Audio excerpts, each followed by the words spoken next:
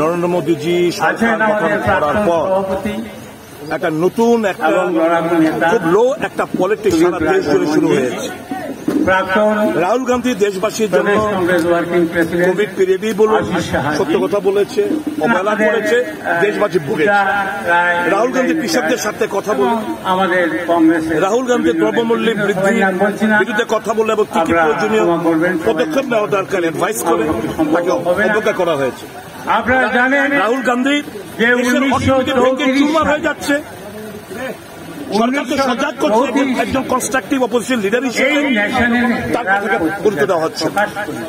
এই ঘটনাগুলো যখন ভুলে যাচ্ছে, মানুষের মধ্যে যখন রাহুল গান্ধীর সম্পর্কে একটা ভালো বার্তা, ভালো একটা মেসেজ যাচ্ছে, তো কি করতে হবে?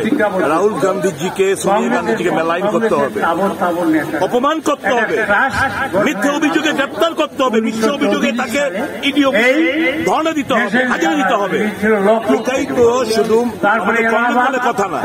আপনি সারাটা দেশ জুড়ে দেখুন, একটা ভারতীয় জনতা পার্টির একটা অভিযোগের বিরুদ্ধে কোথাও রেড হয় না, ইডি কোথাও রেড হয় না, সিবিআই রেড হয় না, অথচ সরকার খার করে দিচ্ছে।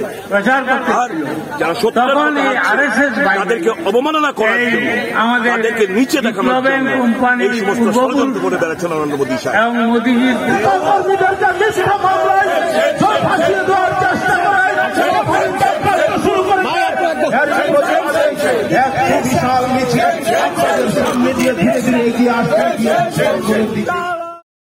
Don't forget to like, share and subscribe to East Mojo. For any queries, put them down in the comments section below and press on the bell icon for notifications.